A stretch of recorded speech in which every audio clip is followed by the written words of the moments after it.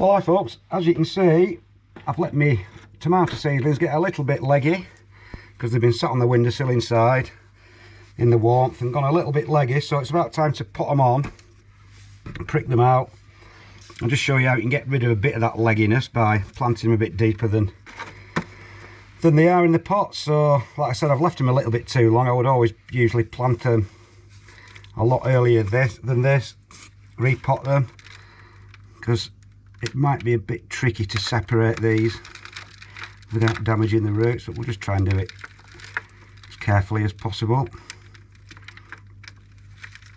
Like I said, I've left them too long. I've just had other things on, so we'll just try and just shake the compost off slowly and get some single plants like that.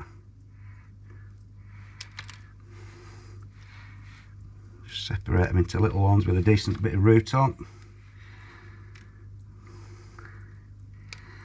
and then we'll get them repotted.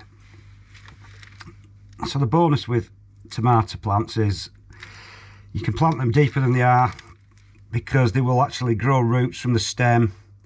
Once you've potted them, if the stem's covered in soil, they will re-root from the stem. So like I said, you can quite easily plant them deeper. So with this being quite a big root ball, I'm not going to use a dibber. I'm just going to make a hole with my finger,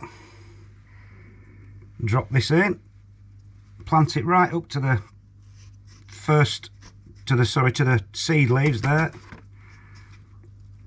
like so. Just give it a little bit of a tap in, firm in, water in, and that's it. That's reduced the legginess by about, well, you can see by how much, by that much, because that's the bit that's been buried in the soil, so it'll quite happily root from there. So couldn't be easier. Like I said, I've left these a little bit too long, but they won't take any harm from it. So again, just making a hole with my finger, drop this in, making sure that it's right down up to the level of the seed leaves. You can actually bury the seed leaves, to be honest. You could plant it even deeper and it'd still sprout. You just lose the seed leaves. So yeah, so from things looking a little bit leggy, it's not a biggest problem. So as you can see, as long as you take your time and just plant them as deep as you want, and you get rid of all that legginess. It's similar with cabbages and things like that. You can plant those like a lot deeper when you pot them on.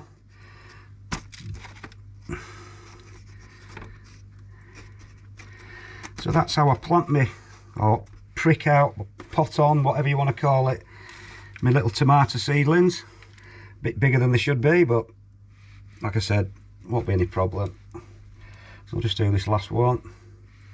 Again, just plonking it in, pushing it down a bit. Knock a bit of soil around the roots, give them a good old watering in, and then they should establish pretty quickly, really. Anyway, that's about it, folks.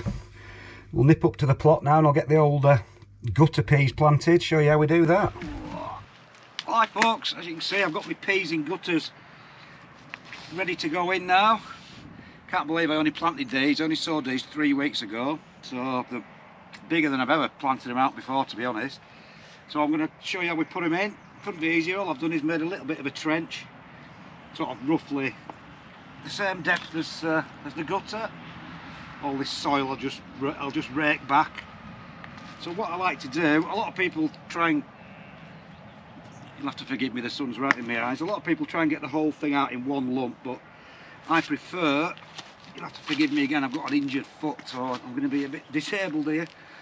I prefer to just find a gap somewhere and then just slide little sections out at a time instead of big sections. It's a lot easier. So I can probably get this out in 2 sections. And it helps if you've watered it as well, because it helps it slide out. So as you can see, just as easy as pie, just slide out like that. Scutch across. Oh, my foot. Oh. So yeah, so as you can see, this is the reason why I do grow them like this, because the weather has been quite cold, and if I had just sown these directly into the bed, there's not a chance well, there's a good chance they might not have even germinated, and they certainly wouldn't have been this far advanced. Oh, Just snap that, try and slide this bit out. It's a good root system, so it should really take off. Oh. Yeah, so like I say, it really gives them a good head start. It's the reason why I do it. Slide that one in. Might be a little bit short in the row, but doesn't matter. Let's have a look. Be a bit shorter, but no bother. Oh. Get this right round the right way. Just split the difference. So that's that in. So what I'll do, just round the edges, I'll just put a bit of soil in, just to fill any gaps up. So it couldn't be easier. And just rake a little bit round the back, just to fill any voids in. There won't be many voids because the trench was about the same size as the tube. So I'll get this in. Now really these should just fly away because they've got such a good root system, it'll just take very quickly into the soil. I've just put some bloodfish and bone in, nothing else. What I'll do, I'll put some little grates up to try and force them onto the chicken wire so they can start to grit and climb up. Oh, decrepit. So all I'm going to do now, just give them a good old soaking in, just to get the roots in touch with the soil.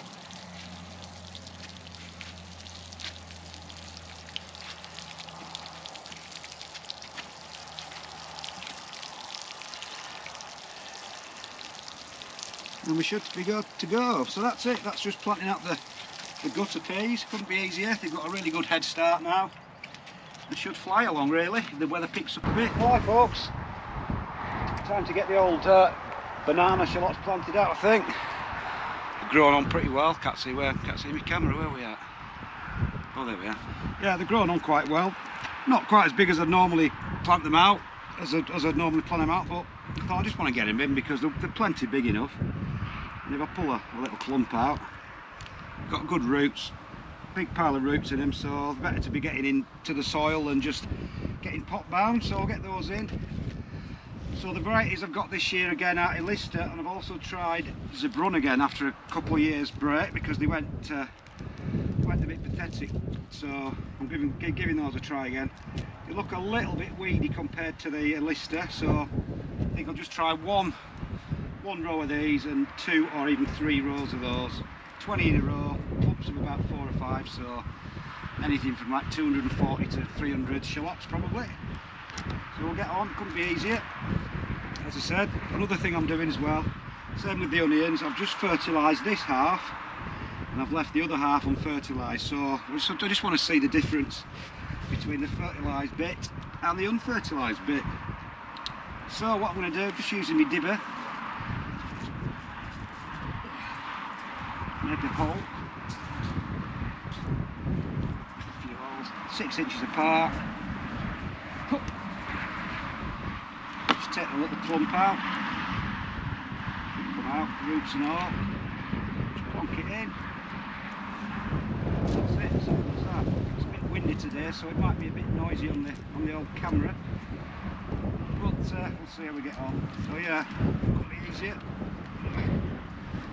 6 inches apart, with your dibber hole. Well, you can just see the back of my head probably. Just plonk them in, and that's it really. Couldn't be simpler.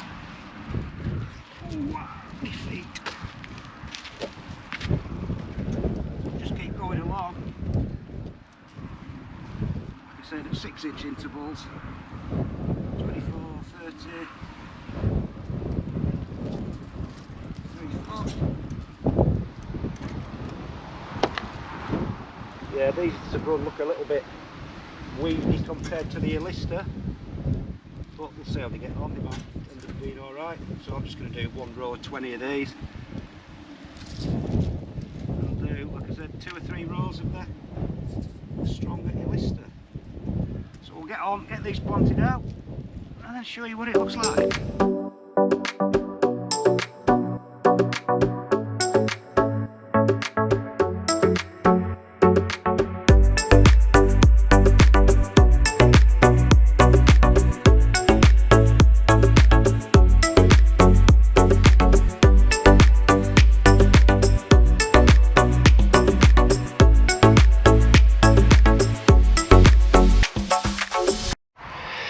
Well, there we go, folks. I've run out of the Illister. I only brought one tray up. I've got another tray at home, so I've got 2 3/4 rows in. I'll put another row and a quarter of Illister in, I think, and then that'll be it. And all the spare ones, I'll just plant them in another part. I'll plant them really close together, just so we get a load of little small shallots. So anyway, folks, that's it. Getting stuff done.